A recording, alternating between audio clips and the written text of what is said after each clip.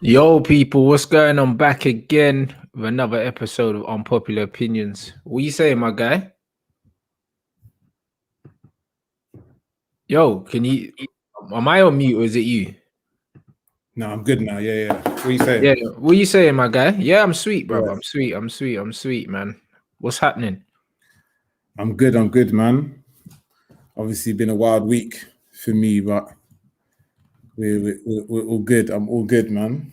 Yeah, bruv. Good to hear, fam. Good to hear, man. Obviously, a lot's been going on, bruv. You already know what it is, man. Like, the football world in the last 7 days has been a wild place, blood. Too much. Listen, I don't think any time since we've been about for the last, God knows how long I've been watching football.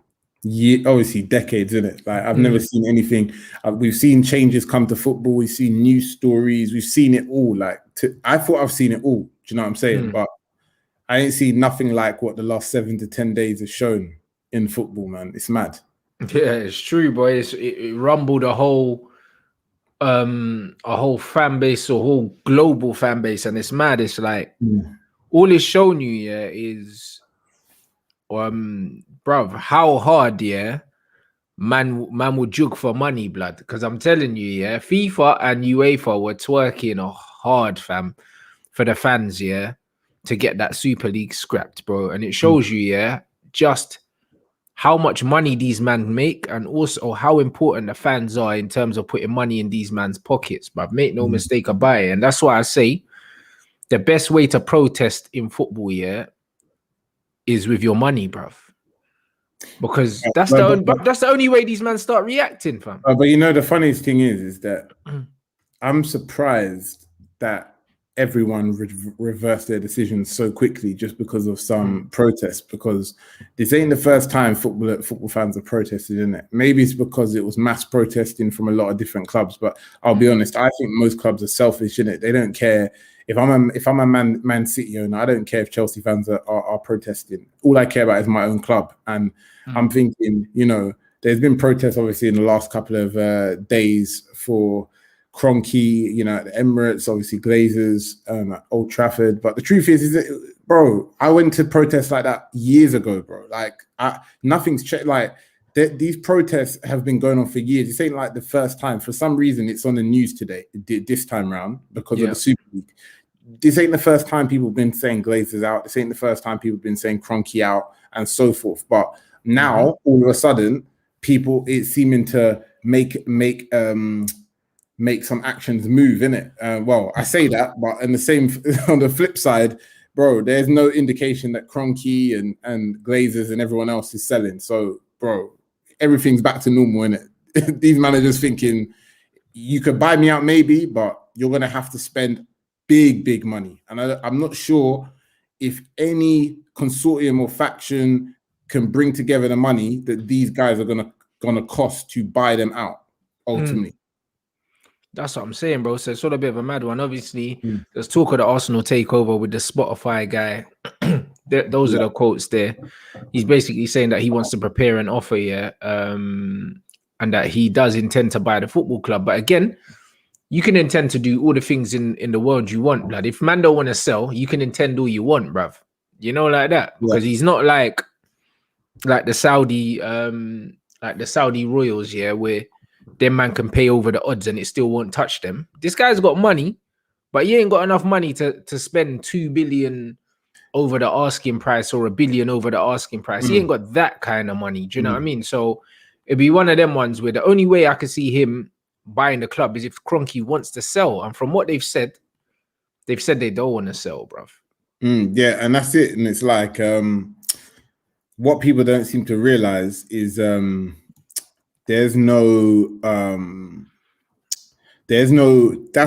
it. A lot of people, Dangote wanted to buy Arsenal for 2 to 3 years, isn't it? And he's a billionaire as well. There's a lot of people who have money, but the truth is, to buy someone out of a position that they don't want to sell in, you got to be ready to spend big money. And I don't think even with him, as well as the 3 Arsenal legends or 4 Arsenal legends, well, 3 plus Flamini, even them, even all of them put together, I don't think will be able to buy Kroenke out, because Kroenke will smell an opportunity to pump the price up and say, you know what, if you want to buy me out, like you just said, you got to spend 2 or 3 extra bill, you know, to do that. And I think the way Daniel Elka's come across is almost as if he thinks Kroenke wants out of the deal, and he's like, oh, I'll come and help out. Like, Kroenke's probably happy. He's milking that money. Do you know how much money he's making? Bro. He's apparently that's their most successful sporting asset. So why would he want to sell that for anything less than over the odds, bro? Yeah. And this thing again, the Bergkamp, Henry, and Vieira thing is basically just a PR thing, because he said himself, first and foremost, I'm a football fan. So those are probably players that he's got a connection to from when he from his time supporting Arsenal, in it. So he's probably said, you know what, I'll get these men involved. This will capture the emotion of the fans. But bun emotions, blood. Like, man needs some real money, some real investment, and some real football people from top to bottom, to change the trajectory of the club. Because right now the trajectory of the club is downwards, bro, and it's a rapid downwards trajectory as well. 100%. And I'll be honest here, like, where was Henry, Bergkamp, and Vieira for the last 15 years? Like, I ain't heard them say anything about the club in this stage. Now they want to help buy out. Do you know what I'm saying? Like, them 3 are the 3 most influential Arsenal players, maybe in their history, but definitely in the last 30 years, innit? Like, I've not heard them say anything negative about the club. In fact, at least you hear people like Emmanuel Petit come out. You hear even Robert Perez come out now and again and criticize.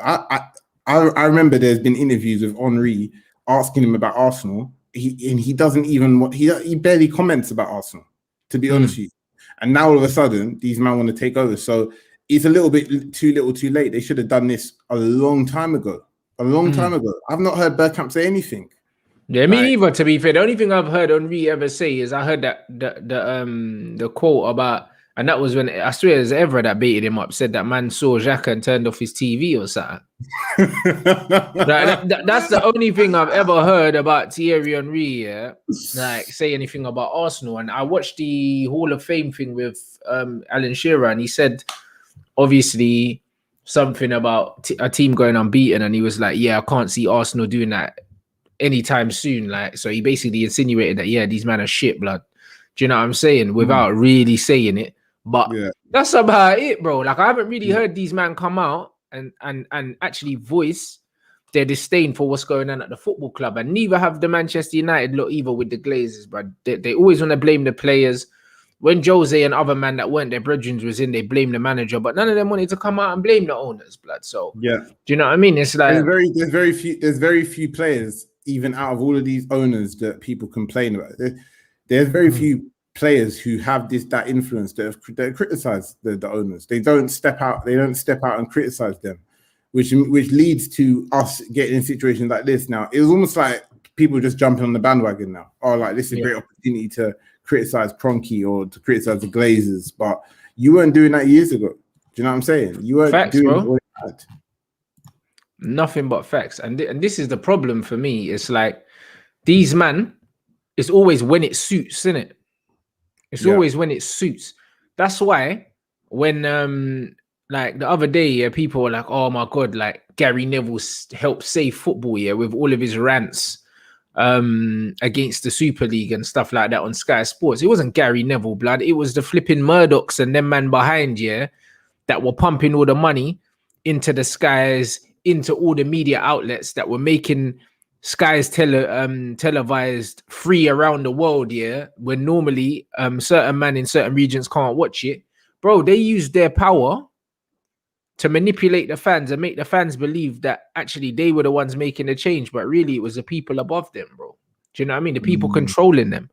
And that's exactly what it is. So when people are like, oh yeah, like Roy Keane posted a post and he was with him and Scholesy, and he was like, oh, was getting ready to come out of retirement for the Super League, but that won't happen thanks to Gary Neville and that. Gary Neville ain't got no power, bro.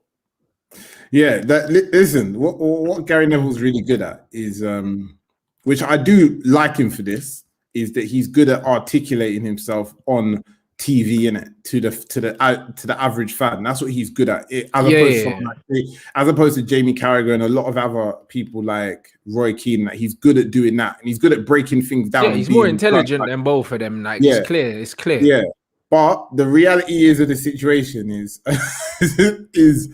is not. Listen. Listen, everyone, when it comes down to it, everyone is in this thing for their own benefit, innit? It's 100%. Reality is, even, do you know what I mean? You know, even Salford City, even a club that he owns himself, like many people have said that the way that they the money, they're flooding the money, money through the divisions, blood. You know what I'm saying? Salford City are moving like they got the Arab money, blood. I'll swear down, they're paying everyone big money. What are they in League 2 or something? They're in League 2 now, I think. League 2, and they're paying man like championship money or something. When they're in conference, they're paying more than some championship clubs still. But that's what I'm trying to say, blood. You know what I mean? So he can't come out and this holier than thou shit, blood. You know the ones he was acting in his own interest. Now I mean, he always was, he always is, bro. All of these men are acting in their own interest. They're politicians, bro. All of them. That's what I say. That's what I say about all of these ex-pros, blood. If these men are linked to a media company, they're politicians, bro. There's only so much they're gonna say, blood.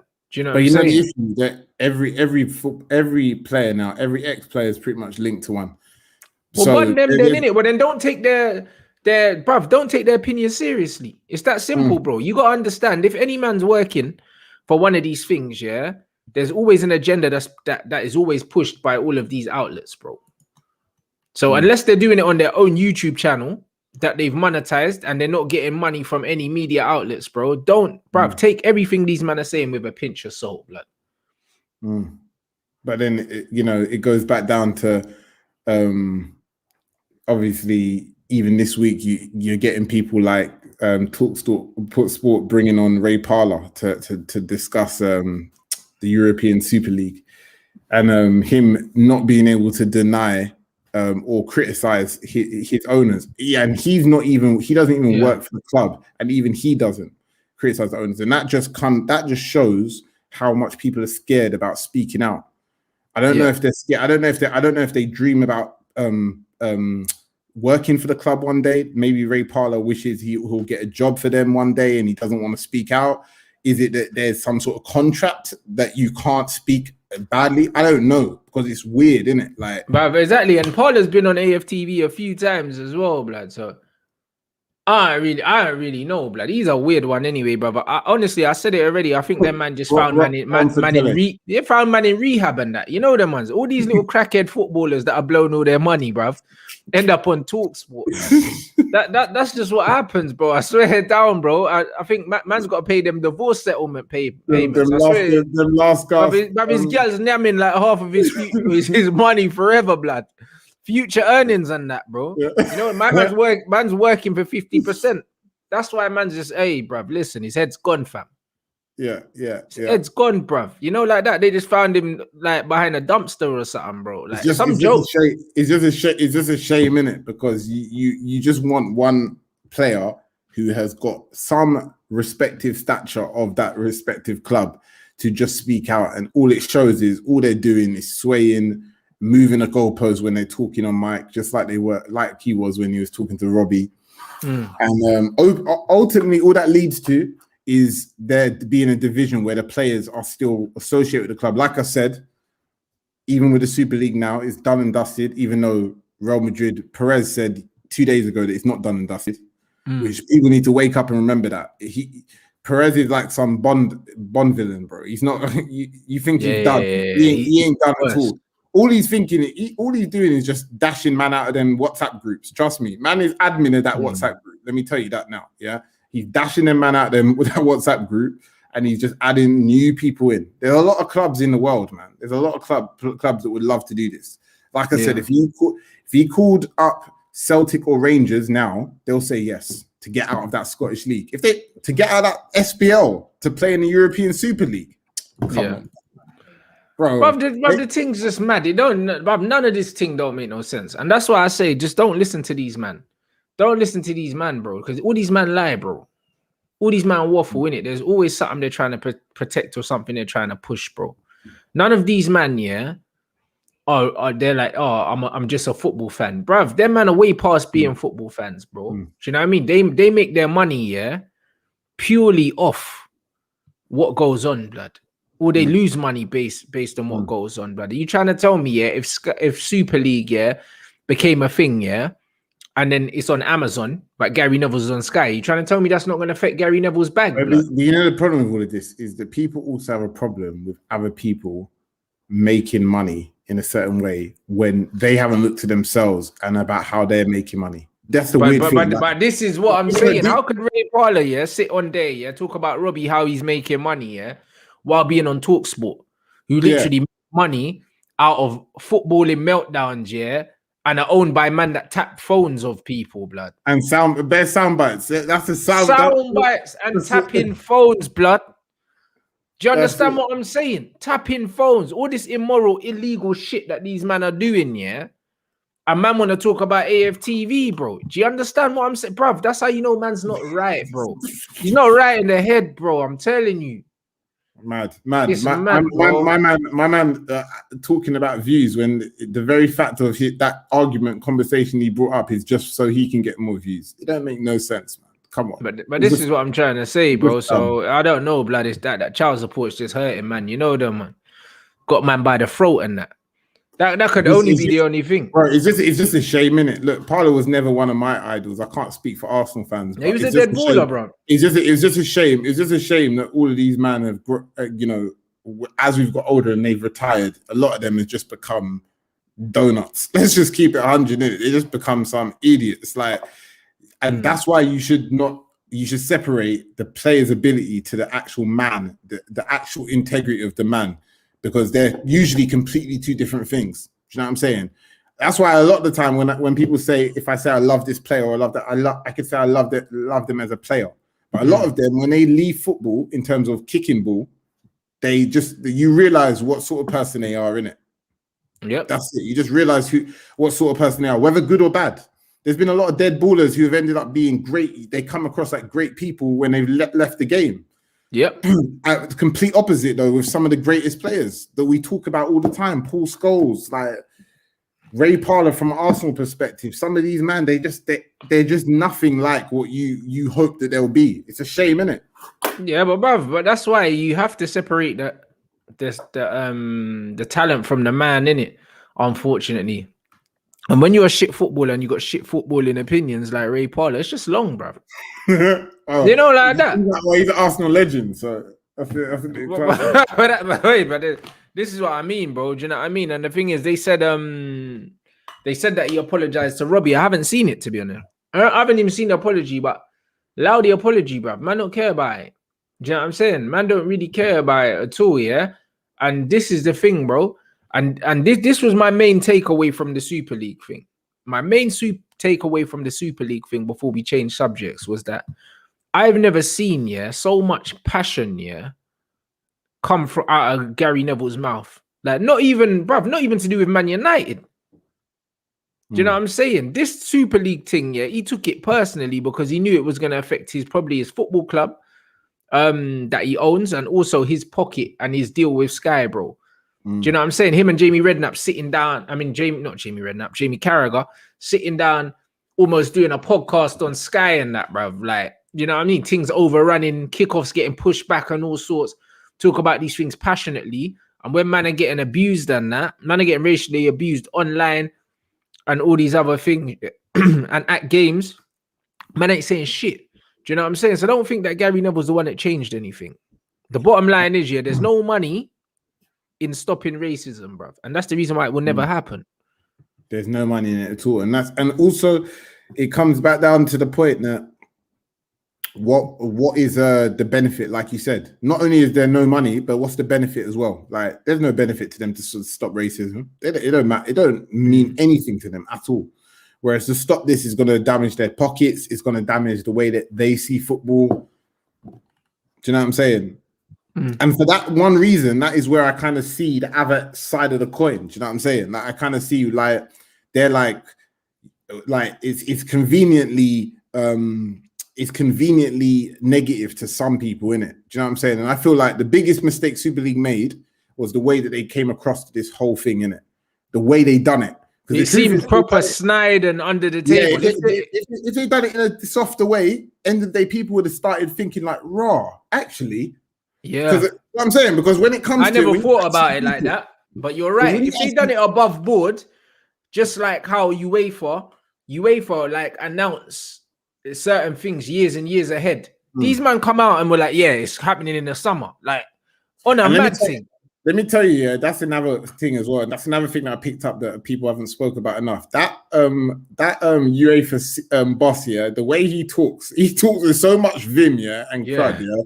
That guy talks like, I'm thinking that just shows how much power they've got in this game. Do you not hear the way he talks? Yeah, he's not asking you, bro. He's like, he will say something like, he said stuff like, if they don't change their plans, they'll see what happens to them. Like, oh my God. They know the power that they have, bro. Yeah, but how has the game been given so much power to one person and one organization? It's mad.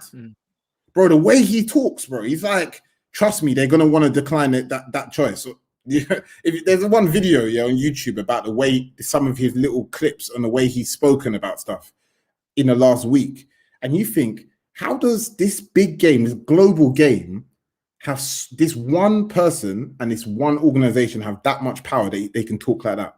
Yeah. That just shows, there's no industry, there's no organization, there's no sport where there should be that much power with one company. But there you go. As much as I don't like the Super League.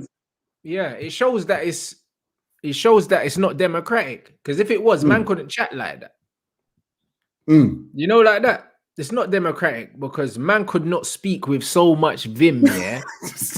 If there were other people that had a vote and had a say in things, you know them ones. That's one man talking like he's Thanos blood, and that's exactly what Perez was doing as well. So they're both as bad as each other.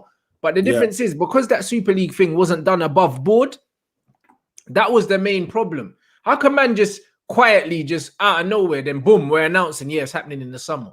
Yeah. What? These times UEFA announcing something to happen 3 years from now, and it's softly going to be implemented. And man are going to implement thing in a few months. Nah, bruv. The way they dropped the bomb, was a mad thing. Do you know what I mean? And ultimately that worked against them as well, bruv. Do you know what I mean? Because they didn't even give people time to get used to the idea. It was more of a thing where this is what we're doing, and you got nothing. There's nothing you could do about it. You know what I'm saying? And that's going to make people defensive automatically anyway. So yeah, bro. No, 100%. 100%. That's what it is, bruv. So honestly, like when I look at the whole thing that happened there, it was some joke thing, bruv. You know what I'm saying? It was some boy, like I said, it's not going to be the last time we talk about this. Trust me. Like, Perez is going to continue. I mean, they technically haven't even withdrawn from the Super League, so we'll see what happens. It'll just be funny, if Real Madrid somehow wins the Champions League. Trust me, if they win it, but Perez will be insufferable, blood, if they win the Champions League. I'm not even trying to see that. Trust me. I'm saying, so like I'm not even, bruv. Honestly, I'm not trying to see. I'm not trying to see that anymore, bruv. So it'll be very interesting to see going forward what happens. But one thing I do know is like the whole landscape of football has been rattled. It's been rattled. Do you know what I mean? Owners of clubs are now being rumbled. Loads of speculation. I feel like a lot of this is the media, though. A lot of this is the media kind of trying to create stories to keep things interesting. All these things about owners selling, I don't think that's going to happen. I don't think that's even a thought of these owners. Yeah. I really don't. Exactly. And it takes a long time to do this. It's not one of them ones where, and I realized that when I saw Mike Ashley and Newcastle trying to sell up and do a deal for the last 3, 4, 5 years. Do you know what I mean? Can't do one. It's not that straightforward. Like it's going to take a while, and it's going to need the owner to actively want to sell. Like it's not like, do you know what I mean? And Kroenke, that's what speeds the acceleration. Like think about it, guys. Think about it like this: the house that you live in, man can't just roll up to you and say, "Yeah, sell me a house." If you don't want to sell, blood, the only way Exactly. you would sell your house and you didn't want to sell is if someone offered you some money that was so ridiculous that you thought, fuck it, blood. Yeah. You know what I'm saying? Like, I'll tell you, no. So exactly. So what will happen? Yeah, exactly. That's the best example, because what will happen now is Silent Stan is going to sit there and be like, okay, well, you man want me to leave, which I already knew anyway because I've been watching you man say this for about 5 years, but you still turn up to all the games. You still sell out the season tickets every year. So the only way I'm going to even consider leaving, this is like me talking to my partner, whatever, is if people stop turning up to games, people stop buying the shirts, people stop buying the season tickets. But what's going to really happen is in a couple of months, the season tickets are going to sell out. The kits are going to sell out once Lacazette and Aubameyang does their 3-minute promotion video, and Arsenal spend $10 million promoting it as they do every single year. And then they're also going to sell out the Emirates most weeks. So Silent Stan's going to sit there and be like, I don't care if you don't like me. Who cares, bro? It's like, bro, I don't come to the games anyway. What are you going to do, bro? Send me an email, fam. You know, like that. What are you going to do? Exactly. That's it. Just how it is, legit. You're going to do, send man an email, spam that. Boom. There you go. Come on, man. The only way to fix it is talk, like you just said at the start of the show. Make your feet pay with your whatever it's called, pay with your feet. Like, don't go to games. If you're that strong, don't spend the money on the shirts. Don't spend money on your season ticket. Cancel your season ticket then. But that's the thing, people won't do any of these things. Do you know what I'm saying? It's for different reasons. And so because they won't, they've got to understand, this is what I've been saying, innit, about fans. Unfortunately, yeah, most fans, more often than not, are part of the problem. Like, because when I mean part of the problem is they're part of the problem because you are funding the very people you hate. So you know what I'm saying? You're actually funding, you're making them richer. So you're actually making them less likely to sell because you're giving them money. So if you truly are against them, you have to stop paying them. Yeah. Simple as that. Even if it's hard for you to not go to the games, even if it's hard for you to not buy that new Arsenal away kit or whatever, that's what you have to do. Or stop complaining and allow Silent Stan to completely become even more rich than he already is. Simple as that. It's one or the other. 100%, bro. Like man said, you got to hit them the only place it hurts, blood. Now, like a brother said, bruv, if you don't like your manager at your job, yeah, you don't try and make him quit, blood. You leave, innit? Simple. That's what you gotta do, bruv. Like that's how you protest, fam. Do you know what I mean? Them man are moving mad. They want to go games, they want to buy merchandise, but they want the owner out. You can't have it all your own way. That's like me saying I want to lose weight, but I don't want to eat less food, blood. So can't have the best of both, man. Bruv, you can't have the best of both, blood. So either you eat less or you stay the way you are, innit, bro? Man can't say, oh yeah, I'm gonna lose weight, but I'm gonna eat the same amount of food that I always eat, blood. That can't work, bro. You know, like that. So when man are like, like I'm gonna keep spending money and that, this, that, and the other, but I want man to leave. Why is he gonna leave, blood? Like, why is he gonna leave? There's absolutely no reason, for man to leave if he's still. I think people think that these owners care about like what the fans' opinion, which is a sad part because they don't, and they should. But a lot of them, they don't care. They're just like, okay, well, you don't like me, but like you said, bro, Stan Kroenke hasn't even been to apparently he hasn't been to an Arsenal game in 4 years or something. Bro, he goes to the Rams. He goes and watches his teams in America like every couple of weeks. Yeah. The flight to get a private jet to the UK is light work. To come to London is light work. He's not bothered to do that once. Bro, do you know how much he does not care? But that's it. You understand. It's not like he's even showing. At least Mike Ashley even shows up to games for Newcastle, bro. Like, I'm not trying to say like but at least he shows like he cares a little bit, bro. Man shows up. You can see him in the stands when you watch him Match of the Day, bro. Stan Kroenke he don't even show up. They don't even come to the country, and you think he's gonna suddenly care about this or that? Come on. Well, that's what I'm saying, bro. And that man said, like Wenger's last season, man won't go into games. And trust me, the football Wenger was playing is 10 times better than anything I've seen since he's left. So, Yeah. you know, like that, really and truly, Arsenal fans do have the power to get the owners out. It's going to involve a sacrifice, bruv, that most of them ain't willing to make, bruv. So we'll see what happens, innit? I don't think that Stan's going to be selling anything anytime soon. Big up everyone inside. Make sure you smash the like button. Yesterday, we done the watch along for the Chelsea game, bruv. And again, Tuchel's shown why he's a top coach, bruv. He's shown why he's a top coach. And he's also shown, that, bruv, like, you don't need to spend 300 million. You don't need 3 years to significantly improve your situation. What this guy's done with other people, with other managers' players, without spending any money, is admirable. He's in the chase for 2 trophies in his first season. In how long? In like 3 months? Is it January? He came in January, right? So 3 months.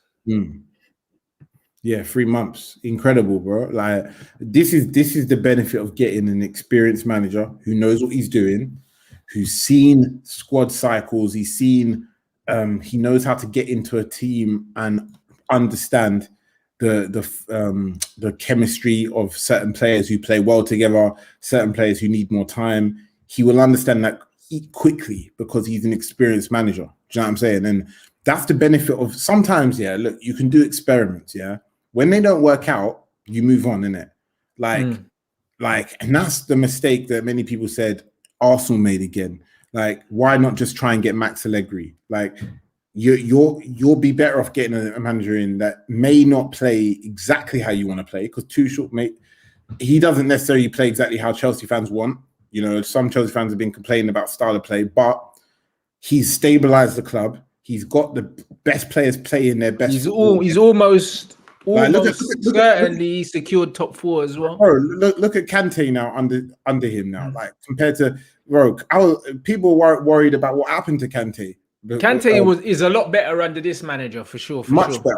Do you know yesterday, I think his performance was massively overrated. I think they gave him man of the match, but he wasn't good yesterday. Yeah, he wasn't man of the match yesterday, but definitely, I always remember watching games last year with him, and he looked what's happened to this guy. But either way, like sometimes, you just need an experienced manager who knows what he's doing, and he knows how to handle these sort of Champions League nights. He knows how to handle crunch games in the Premier League, and even the FA Cup. I wouldn't be surprised if he wins the FA Cup. Do you know what I'm saying? I think he will. Yeah, and that's no disrespect to Leicester, but I feel like this is a perfect sign manager that Chelsea need, to be honest. And Man United need to kind of look and learn from the way that they sacked Lampard. No emotion to the legend, one of their greatest ever players, if not the greatest. Sacked him even before he even necessarily done anything bad. He was down in the league, but he didn't. It's not like that he got knocked out of the Champions League in the group stage or anything mad like we did. Do you know what I'm saying? Yeah. Sack the man. No disrespect, but we love you, but we got to move on. Got a real manager in. Do you know what I'm saying? That's what United need to learn from. That's all I can say. That's what Arsenal need to learn from. Simple. Bruv, yesterday, first half, Tuchel showed me, just how much of a bad boy he was. You know them ones, because it's like Zidane changed the formation to counter Chelsea, but Tuchel was one step ahead of him, and he mirrored Real Madrid shape. It was fucked, bro, because normally Chelsea play 3 up front. Do you know what I'm saying? And they played a 3-4-3 in it, and it was a mad thing because they actually played a 3-4-1-2 yesterday using Werner's pace in behind and Mason Mount in the kind of 10 position. I never knew they were going to play that shape, but somehow Tuchel knew they were going to play that shape. Do you know what I mean? Because he didn't play 3 across the front. No, and it was mad. And I was thinking, what the hell, bro? When I was watching the beginning and he was using Timo Werner's pace on the press and on the counter press here to cause a lot of problems. But Zidane, to be fair to him, in the second half, he swapped it, dropped Real Madrid back about 10 yards deeper. Chelsea never had space in behind and they didn't really threaten. But The damage was almost done in the first half. Do you know what I'm saying? I And that's was gonna, testament to the manager. I was gonna say like a lot of times people when they watch games like this, big games, yeah, they look for exciting football or they look for even, you know, some world-class performances in the 22 man that's on the field. But yesterday was a real battle of managers, bro. Like you said, you saw the tactics change. The Dan switched tactics, like I think twice in the game. One of the times when you just mentioned the start of the second half. But just watching the way that they reshape themselves and to restabilize and adapt to the way that the other club, the team is playing is that's what football's all about, man. Like that's, do you know what I'm saying? This is real high level tactics in that game. And if anything, Chelsea, the only criticism I have of him is that they should have probably put Real Madrid in the bin, to be honest. That 1-1, even though it was a great result away from home, they should have probably won 3. They should probably scored 3 goals, 1-3-0. Game done, innit? Yeah, that obviously players like Timo Werner, like that. This is some of the downsides that they have in it. I feel like Real Madrid, as much as they were at home and they conceded an away goal, I think they'll come away with that. Like, yeah, that was a good. Generally speaking, after watching that 90 minutes, that was a good 1-1 draw for us, to be honest with you. And I feel like Chelsea should have put them away at least 2-1, at least. 100%, bro. Like that Werner miss could come back. Could come back to bite them massively. And it's one of them ones. If Zidane's learned anything from the first leg, he needs more legs in the middle in the second leg, because you can't play Modric, Casemiro, and Cruz, bro. There's no engine in there, bro. There's no engine. Do you know what I mean? And against Chelsea are just gonna hustle them. So they either need to play a diamond in midfield and put an extra player in there for possession and cover purposes, or they need more youth and athleticism in there. But Chelsea should have put them away in the first half, bruv. And they could live to regret that, man, because in football, football's a game of momentum. When you're on top, you need to take your chances, bro. And Benzema scored against the runner play, and then after that, they had Chelsea pressed. Do you know what I'm saying? So, and you realize that's it. It's like you have to make the momentum matter. And you can see that's the way Poch's got the PSG team playing. Like when they were hammering, when they were up against Bayern Munich, like you would think PSG was losing the way they were attacking. They knew that this was their opportunity, this was their pocket opportunity to try and score 2 or 3 goals. Do you know what I'm saying? Because there will be a point in that game or a point in that tie when Bayern Munich wake up, which they did. Do you know what I'm saying? And it was that's what made it so tight. Whereas PSG should have put them away a long time ago in that tie.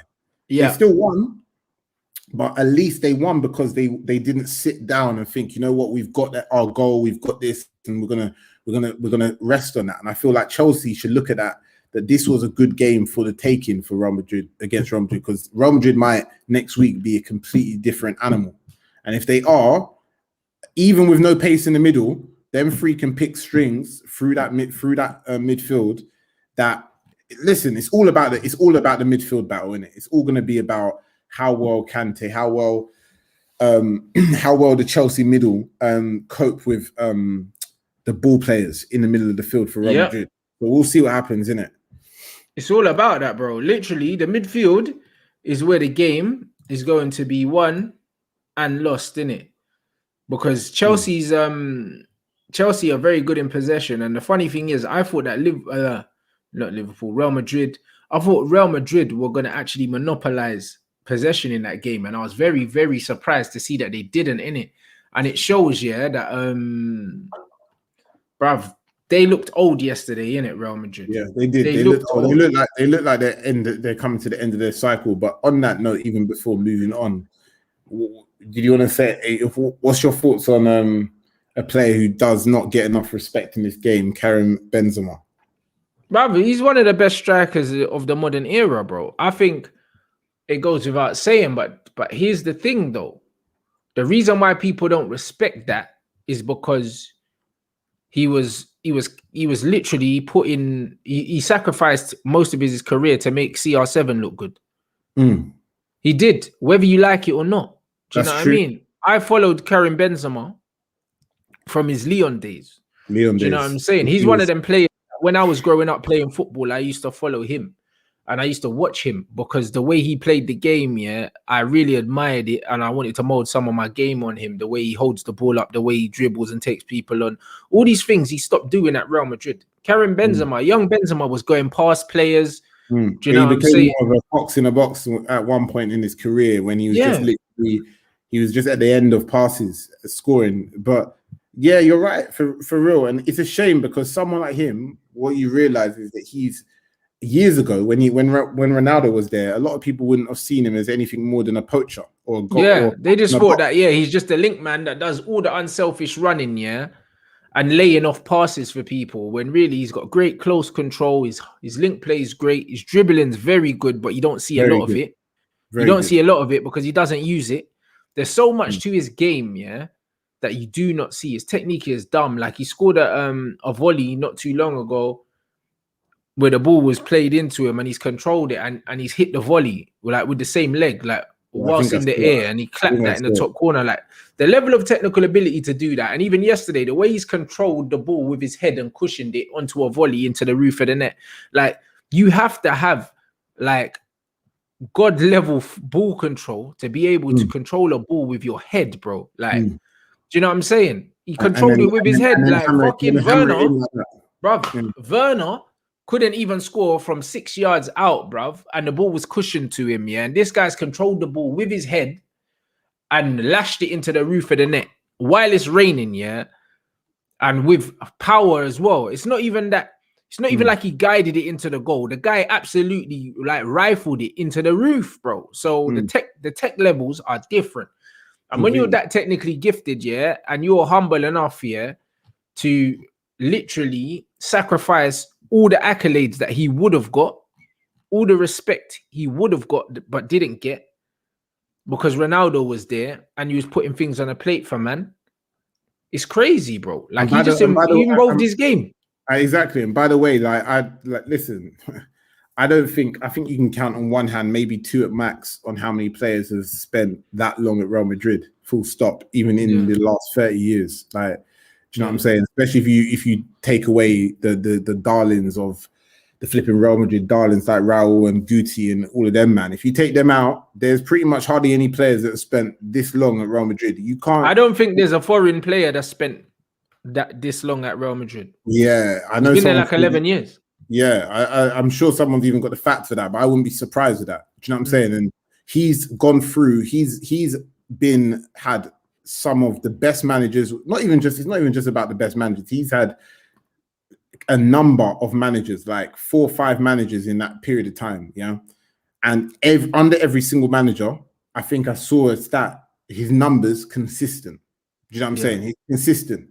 Some of these. Sometimes we sit and we have to make an excuse for certain players because, it's because he's playing under Arteta, or it's because he's playing under blah blah blah. Like, bro, he's proven that he's just got the ability, the consistent ability, not just in the league as well. When he's playing man like Levante and Sporting, he's also, when you take away Messi and Ronaldo, I think he's the 3rd highest goal scorer of all time in the Champions League. He is number 4. He's 4th behind Lewandowski, I think. Exactly. You know what I'm saying? So put respect on his name. Do you know what I'm saying? In this, and that's with no penalties as well. Because remember, Ronaldo was on the pens. Exactly. So when you look at Benzema's goals as well, goals scored, that's not including pens, and a lot of people don't even think about that because most of the top scorers in world football are on penalty duty. Yeah, almost all of them. So when they say, "Oh, he's a striker," he should be scoring more goals. Bruv, he's at least 11 goals short because of penalties. Yeah. Do you know what I mean? Penalties will get a striker near enough 10 goals a season in all competitions. Yeah. Especially if you play for a top club. And it's just a shame. It's just a shame he never got the chance to play for France because it went in his prime. Do you know what I'm saying? Because obviously his fallout with Didier Deschamps, so he never had the opportunity. But that's a shame for him. But obviously, I think that's another reason as well why he's overlooked. In football is because because of his international career, them ones. Because everyone talks about Mbappe, and they'll say, "Yo, like World Cup final, he done it in the World Cup, he done it in this." because Benzema don't play international football, a lot of the time when they're talking about people, they probably overlook him because of that as well. 100%. 13 years at Real Madrid, bro. 100%. Like I said, and I know a lot of like casual fans only really knew who he was when he was playing the sideman role for Ronaldo, and people just probably thought that's what he was, isn't it? Like he was just a sideman for Ronaldo, but they didn't see him before Ronaldo was there, and they need to spend time watching him since Ronaldo's gone. Do you know what I'm saying? But anyway, let's hope I'm sure he'll get his respect because he's been at Real Madrid for that long, innit? And but he's still proven, even at this age, that he is. Do you know what I'm saying? He could even have scored a second one yesterday, just out of nothing. Bro, lashed it off the post, and 71 Champions League goals, all from open play, bro. You have to respect it, bro. Come on, man. Come on. That's mad. Ridiculous. Know what I mean? So man have to put respect on on Benzema, bruv, like complete all-round number 9. Know what I mean? And that goes without saying. So all the people that were disrespecting him, it's mad right now. Do you know what I mean? It's super mad right now. So honestly, like it'd be honestly good to see how that second leg goes. Chelsea are definitely in a driving seat. It's advantage Chelsea, but bruv, you just never know with this football thing. You see, the thing is with big game players like Benzema, really, they should have been out of this tie, bro. And he's done that out of nothing. So don't be surprised if Real Madrid turn up on a mad thing and do something that you never thought that they were capable of doing, bruv. Because it's very much like that. You think these men are dead and buried, but when you've got world-class operators, it's never sometimes it comes to experience, bro. The amount of times that Benzo's seen these two-legged ties play out in the last 5-6 years for Real Madrid, and them, not even just him, to be honest. A lot of that spine in the club squad, I think 7 or 8 of that starting 11 has been part of that run of Champions League wins that they've had. Bro, they're going to be experienced and ready for this, innit? And that's what Chelsea need to be wary of, because it's not the first time that they're going to have to go to a second leg away game and collect some away goals. And I wouldn't be surprised if they win at all. You know, it could go anywhere, either way for sure. 100%. Big up everyone inside. Smash that like button. And tonight we have what them man are saying, Foden versus Mbappe and that, yeah. How do you see that going, bruv? Do you know what I mean? Because that's gonna be a great game. Obviously, the watch along is gonna be live here tonight at 8. You guys already know. Also, 6 o'clock we got the Red Talk. So all the United quotes and that you man are putting up about Ollie and Woodward and all that stuff, put them up in that show. We'll be covering that then. Bruv, what are you making of tonight? So I just think it all depends on who starts really for City. Is KDB, is he out of this game? I'm not sure, bro. I think he might. I think he might. Someone probably in the comments will shout it. But I'm pretty sure he's touch and go for tonight. No, I can see, as well as Foden can play, if KDB doesn't play, I will put it to PSG. No, he's not out. He's playing. He's playing. He's playing. He's going to start, yeah? Okay, cool. I saw on a couple of days ago about it was a question for this game. But if he's fit, it could go either way. I really couldn't guess who's going to win, to be honest with you. But all it comes down to really is not really a Foden versus Mbappe thing. It just comes down to ultimately the tactics over the 2 legs. Does Poch try to go attacking out of the gate like he did against Bayern?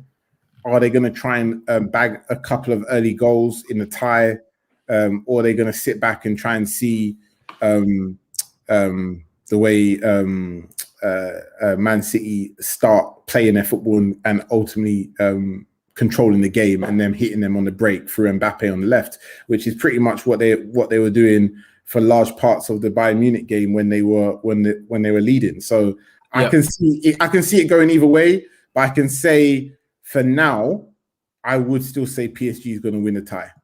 Now, I think PSG on the break are going to be too devastating Honestly, because it's one of them ones where with Man City, also it depends on who they start.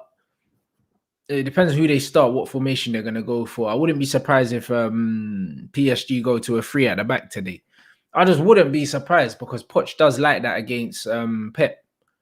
He does. So it'd be very interesting to see what they do. But one thing I do know is that Neymar decided the last leg against Bayern Munich. And for me, Bayern Munich is still better than Manchester City. So if Neymar's fit for both legs, I expect him to dump Man City out, bruv. I'm just waiting for the day when City are really gonna show their weakness from not having a striker that can put away goals when they need to. And I feel like this is might be the tie where it's just not enough. You can even with Foden or even with KDB, Gundogan, Sterling, even with all of them, man, like you still need a player who's going to pull it away when the opportunity comes. And I don't know what setup.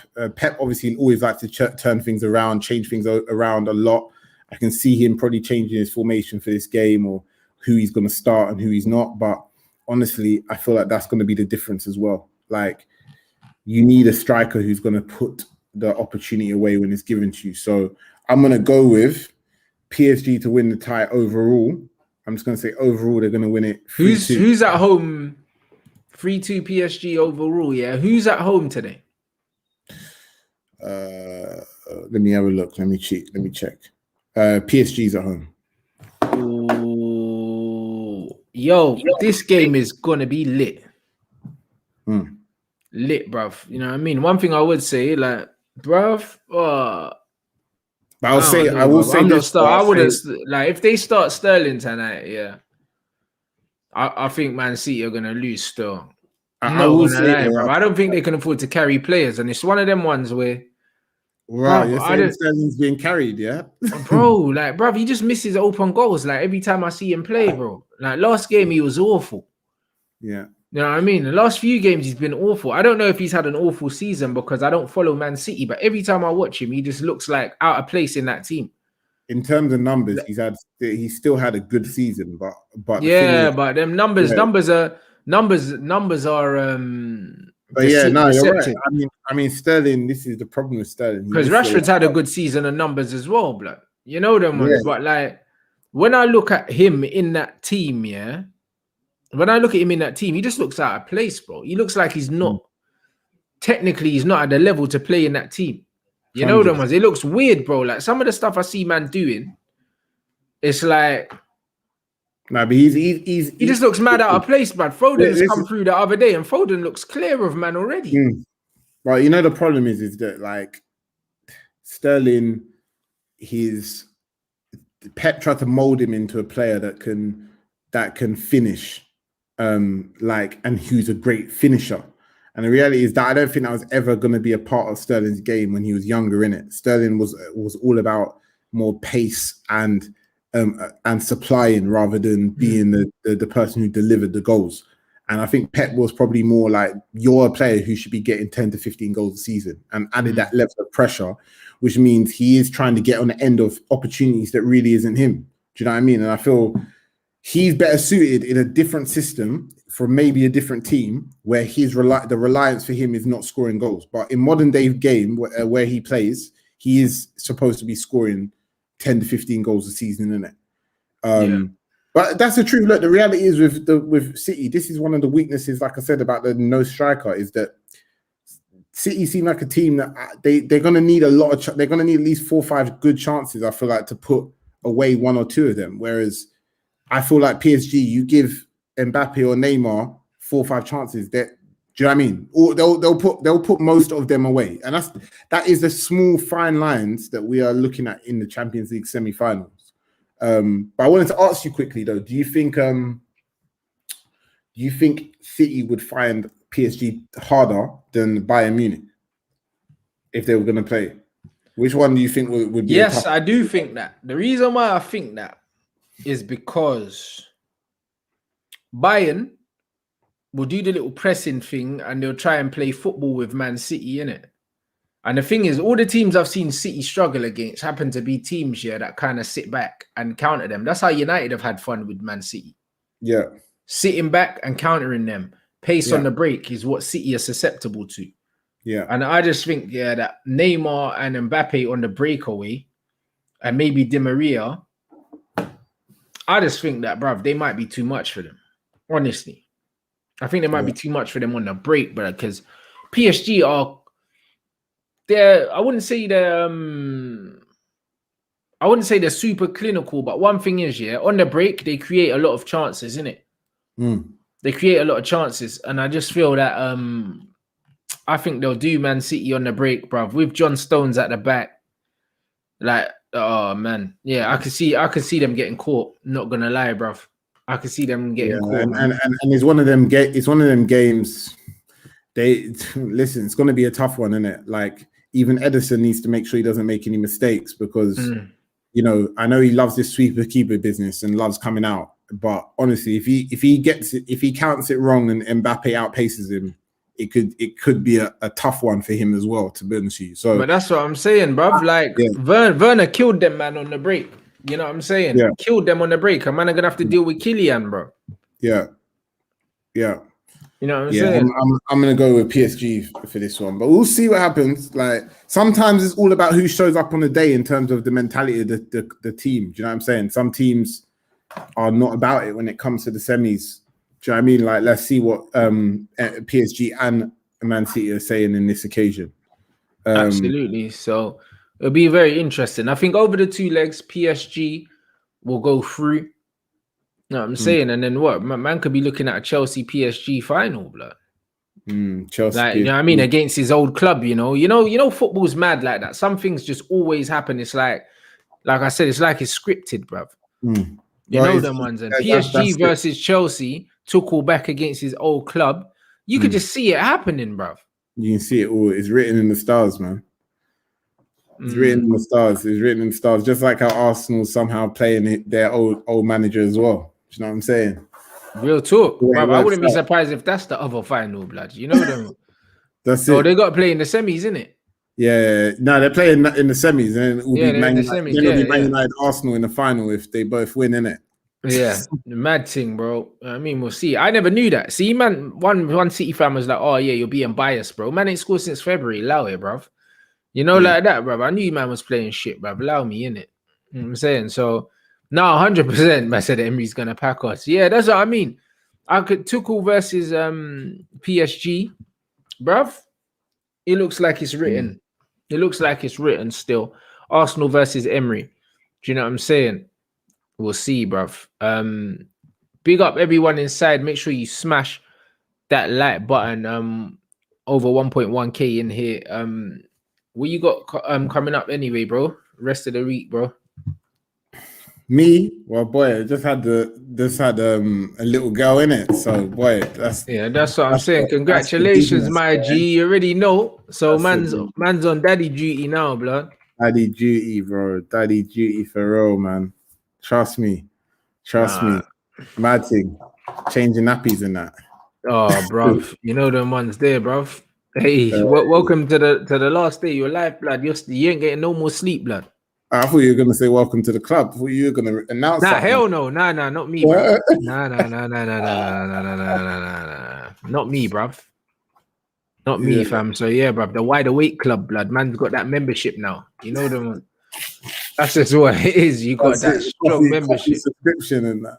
Trust me. Yeah, bro. Hey, listen. Hey, the game is the game, bro. Do you know what I'm saying? That's you, man. You know what I mean? So yeah, but man, just out here. Obviously, we're back. We're back tonight. Red Talk at 6 people. Do you know what I'm saying? And obviously the watch along at 7:50 with Aaron. So yeah, you still got a couple more shows today. Rants Reacts is done as well. That's uploaded now. You get me? Man's just working through the copyright strikes so I can clip out the bits that got strikes on them. And love for everyone with their comments as well. Big up. Come on, do you know what I'm saying, bro? Do you know what I mean? So big up everyone inside. Everything's patterned. Do you know what I mean? Everything's patterned, man. So yeah, you man got a couple more shows. The Rants Reacts is done. Do you know what I mean? This weekend. So yeah, bruv, it's gonna be a good week for content and that. Do you know what I mean? The Iniesta's done already, bruv. Do you know what I mean? Iniesta's done already. Still, that's coming this weekend. So you get me? You man are gonna enjoy that, man. Big up everyone inside. Smash the like. You know what I'm saying? We're gonna be back at 6 p.m. Make sure you follow Akeem on the socials. Make sure you subscribe to Cheeky Sport as well. The hyperlink's always in the title of the video. You man already know what it is. And yeah, I'll see you man at